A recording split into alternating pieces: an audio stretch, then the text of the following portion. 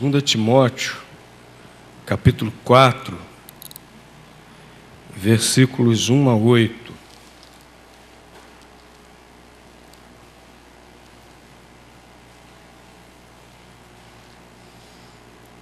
Segunda Timóteo, segunda carta de Paulo a Timóteo,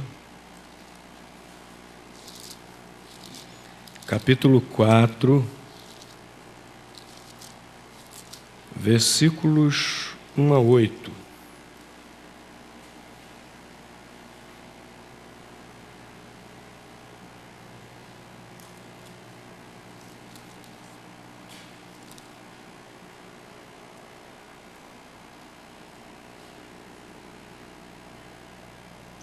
Apóstolo Paulo, dirigindo-se a Timóteo, diz assim: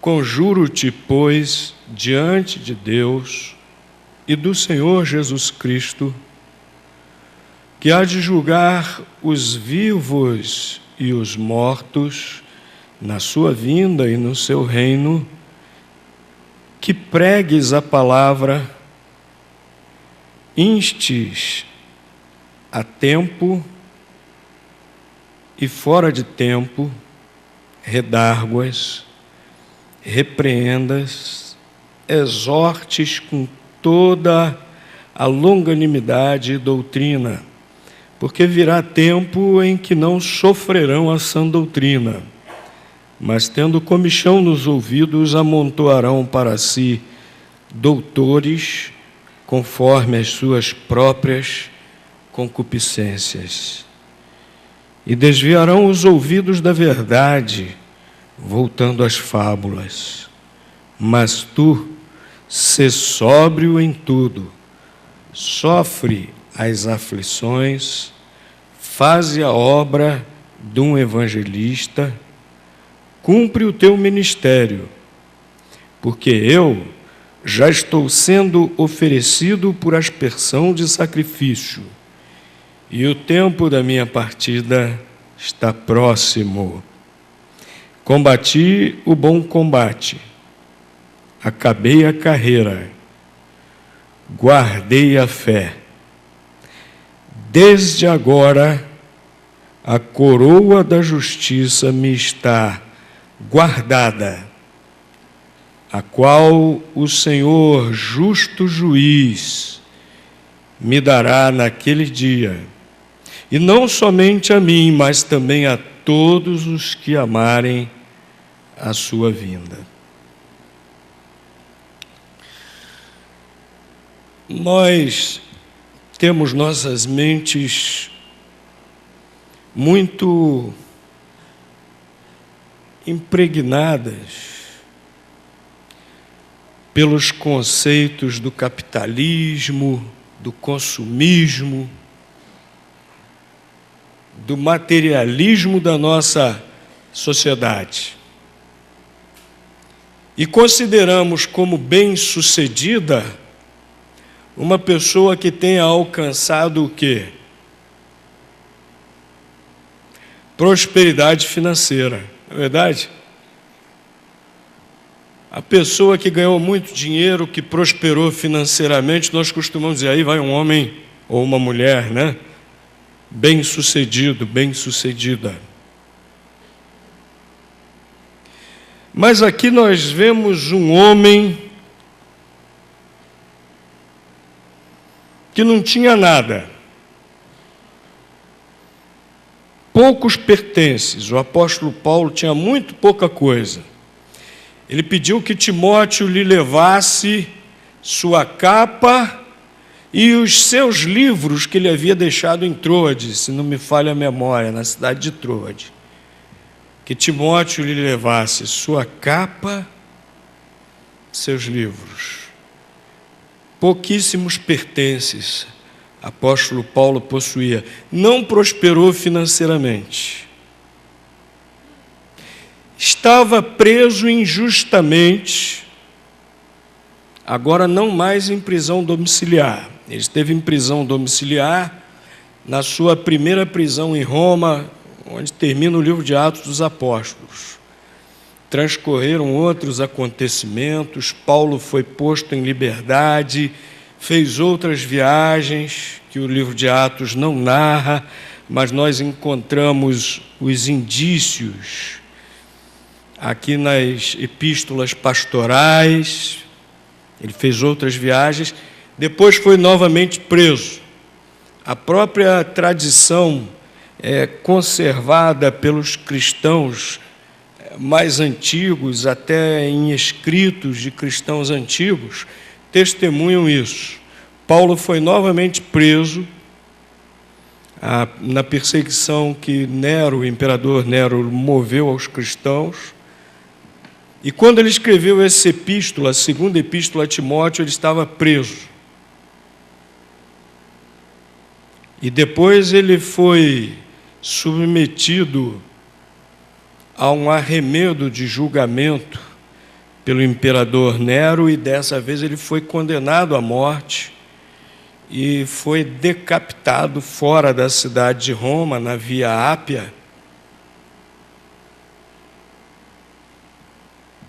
porque um cidadão romano não podia ter morte vergonhosa nem dolorosa. A execução não era pública e era uma execução rápida por decapitação. Paulo era cidadão romano.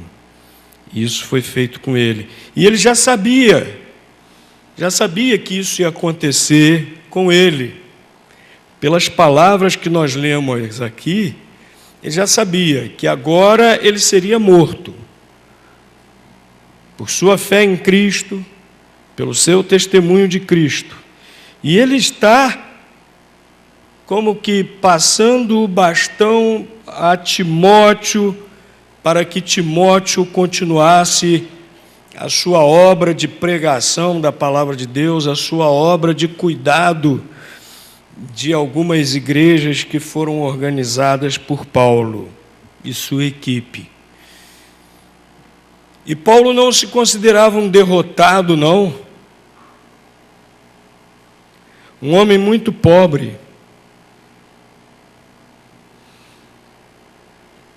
Poucos pertences. Um homem que sabia que seria morto injustamente. Mas ele não se considerava derrotado, não. Ele sabia que ele era vencedor. Nós vemos isso claramente quando ele diz, versículo 7, combati o bom combate. O bom combate era o combate onde o exército e os soldados daquele exército alcançavam vitória. Esse era o bom combate. E que o soldado se empenhava totalmente, até com risco da sua própria vida, para que o seu exército alcançasse a vitória. E ele está se considerando um soldado vitorioso. Combati o bom combate. Acabei a carreira. Agora ele está se comparando ao atleta que completou a corrida. Um atleta que não parou no meio do caminho, que não desistiu, que não fraquejou, que não esmoreceu. Até hoje, nas Olimpíadas, tem a corrida da maratona, que são 40 quilômetros e alguns metros, ou 42 quilômetros, aproximadamente 40 quilômetros. E todos os que chegam são considerados vitoriosos. Eu não consigo correr 2 quilômetros, quanto mais nos bons tempos. Nos bons tempos, o professor de educação física fazia o nosso aquecimento, botando a gente para fazer uma corridinha de 2.800 metros, era o aquecimento. Aí depois disso começava para valer, mas isso há um tempo atrás, alguns anos, poucos anos, né, irmã Graça? Poucos anos atrás. Agora imagina 40 quilômetros. Né? E essa corrida era muito conhecida naquela época. As Olimpíadas aconteciam naquela época. Né? O próprio Nero criou 2 provas nas Olimpíadas para ele concorrer e obviamente vencer, né? Uma foi a corrida de biga. Ele fez incluir nas Olimpíadas, ele corria de biga e sempre vencia. E outra prova que ele fez incluir foi a de poesia nas Olimpíadas. E, obviamente, ele declamava as poesias dele e sempre vencia essa prova, né? As Olimpíadas eram tipo Copa do Mundo, hoje em dia, naquela época. E Paulo está fazendo alusão a essa carreira, a essa corrida, que terminar já era considerada uma grande vitória. Acabei a carreira. Ele está se comparando aqui, ele está dizendo que ele é um soldado vitorioso, que ele é um atleta de Cristo vitorioso. Apóstolo Paulo está deixando muito claro que o crente vitorioso é aquele que é um bom soldado e um bom atleta de Cristo, que vai até o fim. O sucesso do ponto de vista de Deus significa, consiste no crente empenhar-se fielmente em servir a Cristo, renunciando a tudo que for necessário para esse serviço fiel a Deus, para esse testemunho fiel de Cristo até o fim da vida, custe o que custar, como o apóstolo Paulo fez. Esse é o verdadeiro sucesso. Esse é o verdadeiro sucesso. E o apóstolo Paulo olhou para trás, fez o balanço de sua vida e concluiu que ele era um vitorioso. E, meus irmãos, pela graça de Deus, eu espero que todos nós, ao chegarmos ao final de nossas vidas, olharmos para trás e fizermos o balanço de nossas vidas, todos nós, cada um de nós possa concluir também: eu sou um vitorioso. Combati o bom combate e acabei a carreira. Agora, para isso são necessárias algumas coisas, isso implica em algumas coisas. Nós vimos, eu já mencionei, a gente vê logo aqui no início do capítulo, né, que o apóstolo Paulo estava passando o bastão para Timóteo. Timóteo deveria seguir as suas pegadas. E dessa maneira, ele, Timóteo, também seria vitorioso, como Paulo foi. E ele faz aqui algumas recomendações, alguns apelos a Timóteo. Para ele ser vitorioso, ele precisava servir a Cristo, edificando os seus irmãos. Meus irmãos, se nós queremos ser vitoriosos como Paulo foi, combater o bom combate, acabar a carreira, servir a Cristo fielmente, nós precisamos edificar uns aos outros. É interessante que lá o livro de Hebreus diz que nós não devemos abandonar a nossa congregação, mas ao invés disso nós devemos fazer o quê? Exortar uns aos outros, edificando-nos. Não é? Nós estamos aqui não é só para nos edificarmos, nós estamos aqui para promovermos a edificação um dos outros. Nós não podemos nos tornar obesos espirituais. Quem é o obeso espiritual? É aquele que come todo o alimento espiritual, mas não divide com os seus irmãos. Não é? Nós precisamos, se queremos ser realmente vitoriosos, nós precisamos servir a Cristo edificando nossos irmãos. Apóstolo Paulo recomenda isso a Timóteo, aqui no versículo 2, que pregues a palavra, instes a tempo e fora de tempo, redarguas, repreendas, exorte com toda a longanimidade e doutrina. Nós precisamos exortar uns aos outros com a palavra de Deus. Não exortar simplesmente no sentido de repreender, às vezes também. Mas exortar também significa encorajar. Exortar também significa apoiar. Às vezes, um crente está com um problema sério, ou está com dúvidas, e precisa da nossa ajuda espiritual, precisa que nós o edifiquemos, que nós o orientemos na palavra de Deus, que nós o ajudemos com aconselhamento, muitas vezes. Não é?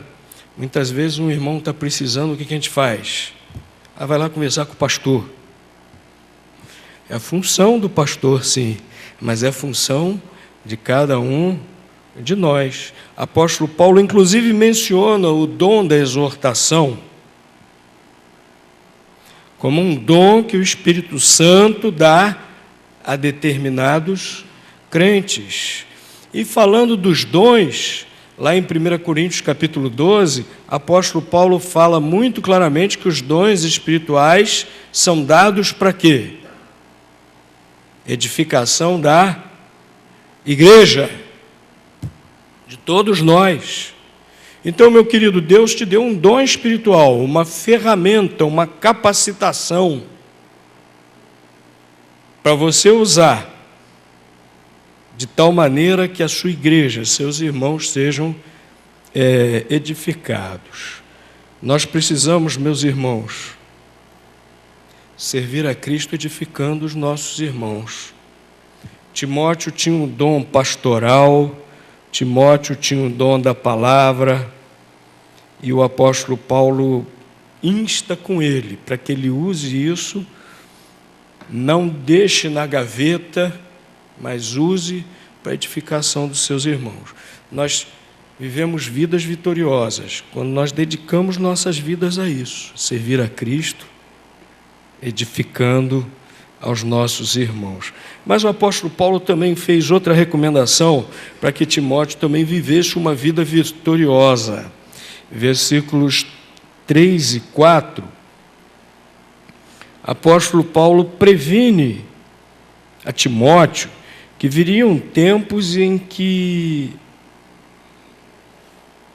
muitos crentes não se submeteriam à sã doutrina, não sofreriam a sã doutrina, aqui é no sentido de que não suportariam a sã doutrina e não se submeteriam a ela, mas teriam comichão nos ouvidos, amontoando para si doutores.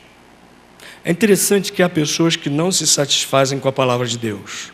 Muitas pessoas, até dentro das igrejas, que não se satisfazem com a palavra de Deus, que querem novidades, querem coisas diferentes, querem coisas filosoficamente elaboradas.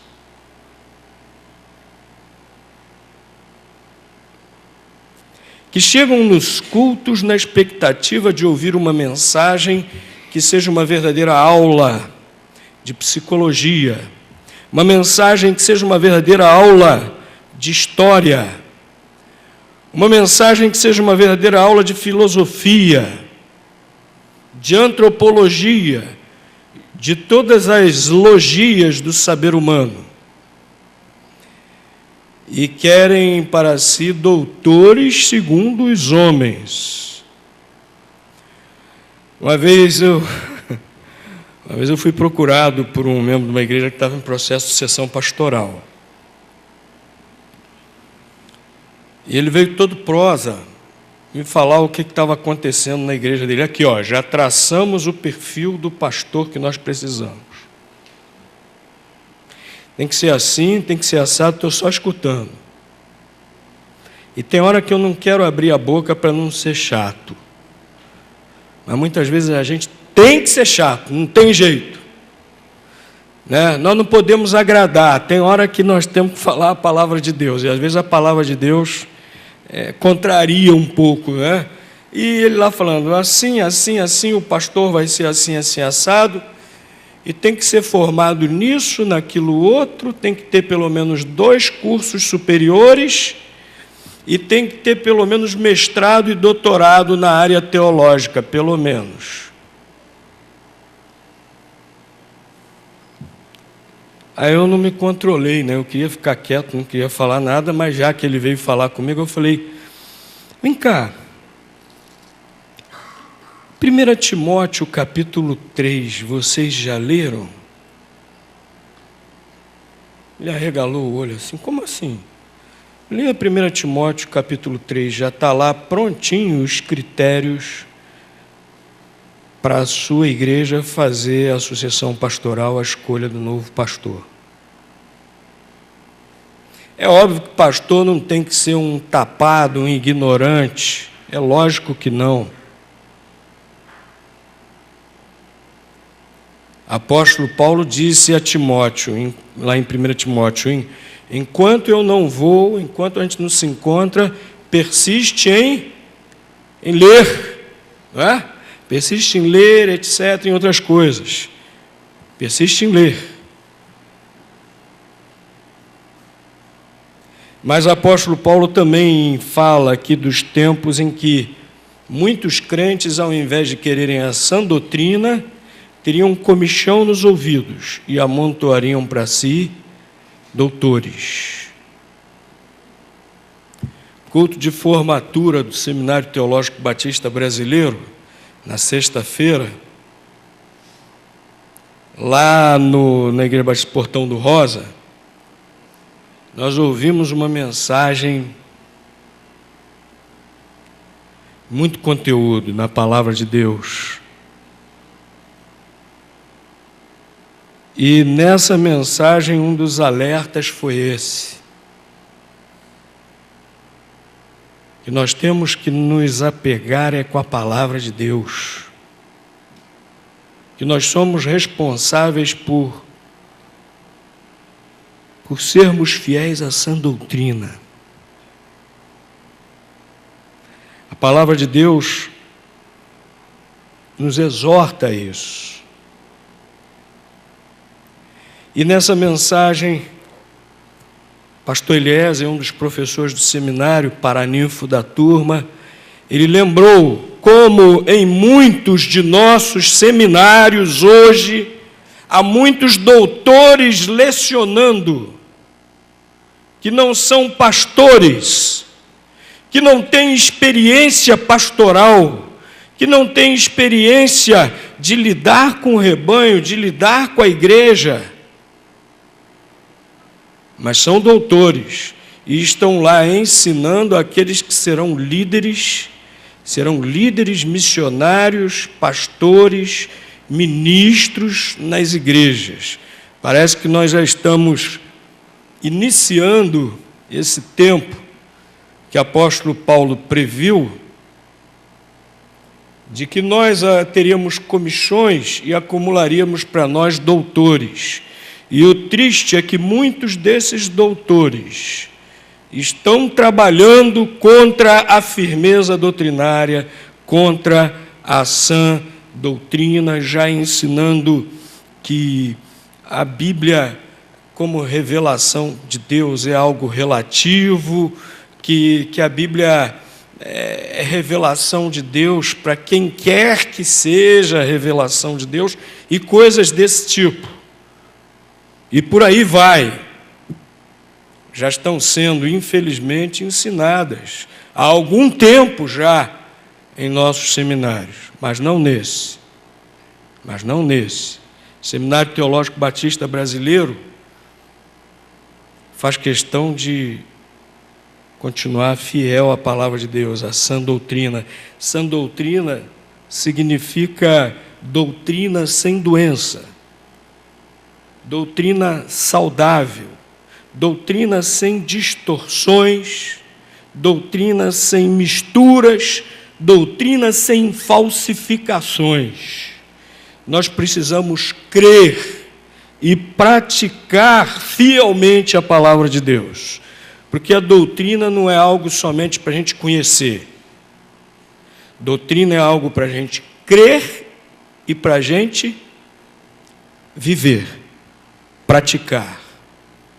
Nós precisamos ser fiéis à sã doutrina se nós queremos ser vitoriosos, se nós queremos viver vidas vitoriosas. Apóstolo Paulo exorta Timóteo a isso.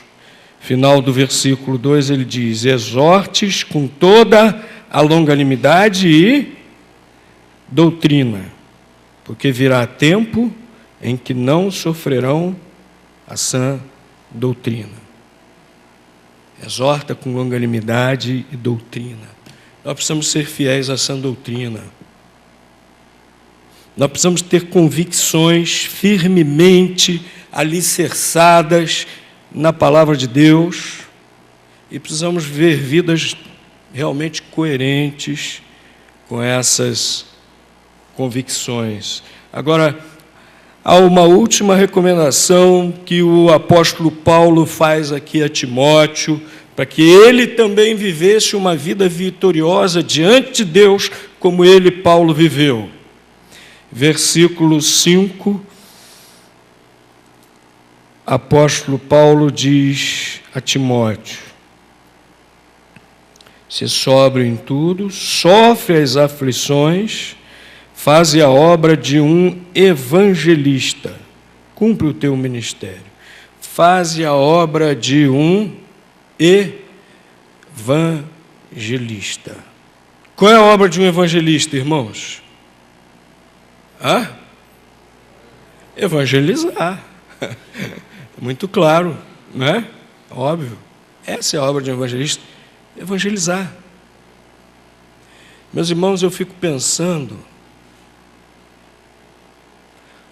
como é que vai ser maravilhoso chegar no céu e encontrar lá pessoas que você ajudou a ganhar para Jesus. E quem sabe até pessoas que nós não saibamos aqui, que nós ajudamos a ganhar para Jesus. Né? Um folheto que você deu, uma palavra a respeito de Jesus que você pode ter falado até mesmo, quem sabe, a um desconhecido. Um testemunho impactante em determinadas ocasiões. Não é? Que maravilha deverá ser chegar lá no céu e encontrar pessoas que estão lá porque você foi instrumento de Deus para levá-las a Jesus. Deve ser muito bom. Deve ser muito bom. E nós precisamos, meus irmãos, como Paulo recomendou a Timóteo, cada um de nós precisa fazer a obra de um evangelista. Nós temos uma tendência hoje muito profissionalizante. Quem evangeliza, quem ganha as pessoas para Cristo, é o pastor da igreja, ele ganha para isso. É o pastor auxiliar da igreja. São os membros, são os participantes do departamento de evangelismo da igreja, porque a igreja elegeu esses irmãos para isso. Mas a ordem de Jesus de fazer discípulos, de pregar o evangelho a toda criatura, foi para os discípulos de maneira geral. Primeiro ele deu essa ordem aos apóstolos, e depois, antes de subir aos céus, falando a todos os discípulos que estavam ali, ele passou essa ordem a todos os discípulos: ser-me-eis testemunhas, começando em Jerusalém, toda a Judéia, Samaria, etc., e até os confins da terra. Dever de todo crente. Dever de todo crente. Faze a obra de um evangelista. Mas, pastor, eu não sei evangelizar. Eu não sei falar com as pessoas. Será que não? Quando a gente vai agir algum interesse nosso, se dizia na gíria, desenrolar, né? Desenrolar algum problema, a gente não sabe falar? A gente não aprende a falar? Quando é algo do nosso interesse? Será que para falar de Jesus a gente também não pode aprender a falar? Tão simples. Falar de Jesus, a Bíblia fala que o Evangelho é simples. Tão simples falar de Jesus. Se você souber João 3,16 e explicar com clareza o que está ali em João 3,16, você já sabe evangelizar. Se após explicar João 3,16, você sabe também falar da diferença que Jesus fez e faz em sua vida, você está pronto a evangelizar. Nós não podemos perder oportunidades. Às vezes nós não temos oportunidade de falar com uma pessoa, mas temos a oportunidade de entregar um folheto evangelístico. Não vou perguntar aqui, pedir para levantar a mão, não. Mas quantos irmãos andam com folhetos evangelísticos na bolsa, na pasta, no carro? Eu fiquei muito contente. Cheguei num consultório de algumas irmãs aqui da igreja. Não vou citar o nome porque eu não pedi permissão, né? Eu acho que a gente tem que pedir permissão para essas coisas. Mas cheguei no consultório de algumas irmãs aqui da igreja e encontrei lá folhetos evangelísticos. Né? Um outro irmão aqui da igreja, cheguei no consultório e encontrei lá Novo Testamento. Os pacientes que estão esperando a vez da consulta lerem. Eu sei de vários irmãos aqui que só andam sempre com folhetos, para aproveitar essas oportunidades que às vezes não dá tempo de falar, mas dá para entregar o folheto. Cada coisa maravilhosa, às vezes, quando a gente entrega um folheto. Lá em Tamonte, certa ocasião, entreguei um folheto para uma senhora. Lá o povo é muito, muito, muito católico, não é? Entreguei o folheto para aquela senhora, ela pegou o folheto, abriu, começou a ler, parou a leitura, virou para mim e falou: muito obrigado mesmo. Eu estava precisando ler algo assim. Outra ocasião, no posto de gasolina, viajando, parei, dei um folheto para o frentista do posto. Quando dei o folheto para ele, ele pegou o folheto assim, quase chorou, virou para mim e falou assim: eu estou desviado. Eu estou afastado do Evangelho. E o folheto foi a oportunidade para conversar um pouco com aquele homem. Meus irmãos, folhetos evangelísticos servem para tantas coisas. Meu irmão, faz um propósito, cada vez que você sair do culto, dá uma paradinha naquela mesa ali atrás, pega um pouquinho de folhetos para distribuir durante a semana. Se não tiver, se o estoque tiver acabado, vai atrás do pastor Manuel. Ele não está aqui hoje, porque ele está lá com a equipe em Itamonte, né? Está com a equipe em Itamonte. Mas se não tiver acabado o folheto, pastor Manuel, acabou ali na mesa. Que bom se os nossos estoques de folhetos acabassem rapidamente. Nós precisamos fazer a obra de evangelistas, meus irmãos. Todos nós precisamos fazer isso. A obra de um evangelista. Assim é que nós seremos vitoriosos. Assim é que nós seremos bons soldados de Cristo. Assim é que nós seremos verdadeiros atletas de Cristo, completando a carreira que Ele nos propôs. Servindo a Cristo dessa maneira, edificando nossos irmãos,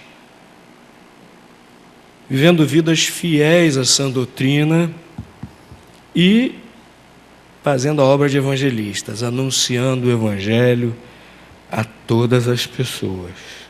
Apóstolo Paulo olhou para trás, fez o balanço, viu que tinha vivido dessa forma, concluiu: sou um vitorioso. o prêmio de Deus me aguarda lá no céu. E aí ele passou o bastão para Timóteo e disse para Timóteo: olha, faça a mesma coisa, seja vitorioso também. Meus irmãos, sejamos vitoriosos. Interessante que tanto para o general vitorioso em combate, como para o atleta que vencia a corrida, o prêmio era o mesmo. Era uma coroa de louros. A coroa de louros que logo, logo murchava e se estragava. Mas para o atleta de Cristo, para o soldado de Cristo, o prêmio é eterno. Nos aguarda no céu esse prêmio que nós não sabemos qual será, mas maravilhoso será e é eterno. Vamos